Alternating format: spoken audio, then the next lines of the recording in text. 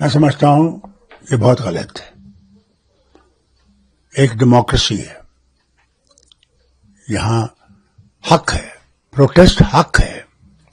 It's the right given by the constitution of India. آپ peaceful protest کر سکتے ہو, اور پریس کانفرنس بھی اس پہ کر سکتے ہو. کیا اس میں کیا ہو جائے گا؟ وہ اپنی رائے رکھے گا لوگوں کے سامنے. جتنا آپ ان چیزوں کو بند کریں گے اتنا طوفان آپ اپنے لیے کھڑا کر رہے ہیں. افسوس اس بات کا ہے یہ یو ٹی ہے, اور سارے پاورز جو ہیں اس کے لیفٹیننٹ گورنر کے پاس ہیں. وہ ان کا اختیارات غلط طریقے سے استعمال کر رہا ہے. مجھے بتائیے کہ کیا ضروری تھا سنجے سنگھ کو گرفتار کرنا یا اس کو بند کرنا کہ وہ نہیں بات کر سکتا ہے؟ میں سمجھتا ہوں لیفٹیننٹ گورنر صاحب کو اس کے بارے میں سوچنا چاہیے.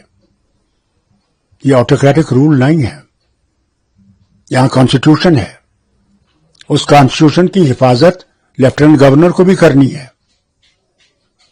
اور اگر اس کی حفاظت نہیں کرتا ہے تو مجھے افسوس سے کہنا پڑتا ہے ان کو ڈرنا چاہیے جو نیپال میں ہو رہا ہے.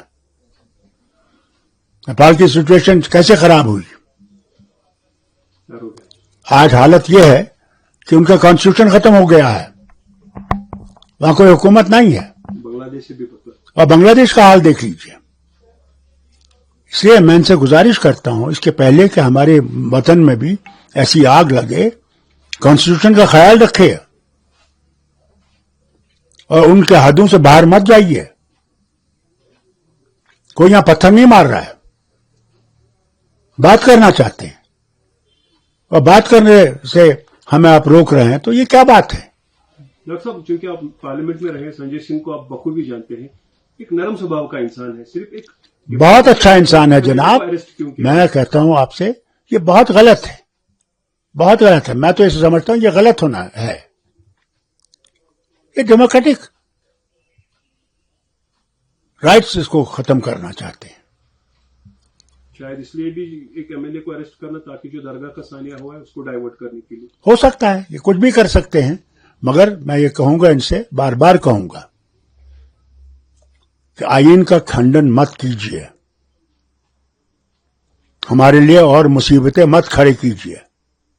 ہم پہلے ایک طوفان سے نکل رہے ہیں, یہ جو سیلاب آیا ہے اور بری حالت ہے, لوگوں کے گھر چلے گئے ہیں, زمینیں چلی گئی ہیں.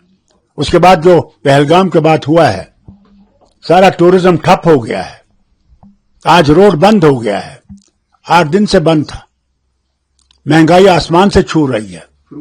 غریب آدمی جائے گا تو جائے گا کہاں؟ یہاں سے ہمارے آج ایپلز کا باہر جانے کا ہے, وہ سڑ جائیں گے. اتنے کروڑوں کا نقصان کون برداشت کرے گا؟ ان کو خدا کے واسطے ان کو مہربانی کر کے یہ سوچ کے کرنا چاہیے. سننے میں آیا ہے کہ 30-40 لوگوں کے لیے ایف آئی آر شاید کیا جائے گا درگاہ حضرت. اس سے اور ان کے لیے مصیبت کھڑی ہو جائے گی, ایک اور نفرت پیدا ہو جائے گی جس کو ہم پھر کنٹرول نہیں کر سکیں گے.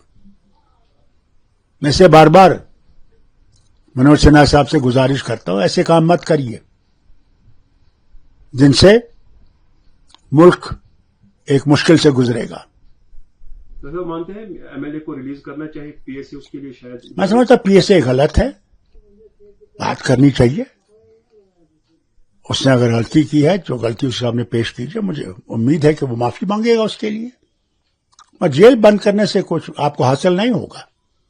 اپنا ایک تجربہ ہے, نظریہ ہے. جو نیپال کی سچویشن ہے وہ ایک انا کی وجہ سے ہوئی ہے, ایک دوست دباؤ کی وجہ سے ہوئی, بہت چیزوں سے ہوئی ہے. سب سے بڑی چیز تو وہ کرپشن تھا, وہاں ہر طرف سے تھا, اور بیکاری بدحالی اتنی تھی کہ بیان نہیں کر سکتے. اور بیکاری ہمارے وطن میں بھی کم نہیں ہے. اس کے بجائے کہ ہم اس کے لیے راستے نکالیں, ہم ان چیزوں کو استعمال کر رہے ہیں جو ہمارے لیے مشکلیں کھڑی کرے گا آگے کے لیے. ڈاکٹر نیپال سے نزدیکی ممالک, کیونکہ ہندوستان بھی کلوز ہے, کس طرح کے خطرات پڑ سکتے ہیں؟ کیونکہ نیپال میں جہاں تک چیف منسٹر اور پریزیڈنشل ہاؤس سارا جلایا گیا. پرائم منسٹر, اس کی بیوی کو بھی آگ کے اندر جلایا گیا تھا. پتا جانے کتنی اس کو زخم کتنے ہیں میں نہیں جانتا کیونکہ کوئی انفارمیشن نہیں ہے، وہاں سب کچھ بند ہے. مگر جو بھی خبر آ رہی ہے، آج تو سارے جو لیڈر ہیں ان کو آرمی کے کیمپوں میں رکھا گیا ہے اور ایک نئی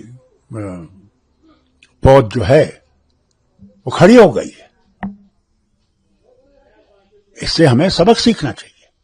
تاکہ جتنی بھی پریشانیاں ہو رہی ہے، سیلاب ہو، درگاہ حضرت بولو، ایم ایل اے کو اریسٹ کرنا، لیکن ایک چیز اس سے ہماری ہاتھ سے جا رہی ہے جو اپنا تشخص ہے اس پر بات ہی نہیں ہو رہا ہے. ہمارا اسٹیٹ ہوڈ اس سے ڈائیورٹ بھی جا رہا ہے. اسٹیٹ ہوڈ تو ان کو دینا پڑے گا، آج نہیں تو کل. یہ کب تک اس کو بند کر سکتے ہیں؟ یہ غلط بات ہے کہ یہ سمجھتے ہیں کہ یہ بند کریں گے. یہ بند نہیں کر سکتے، یہ بند کریں گے.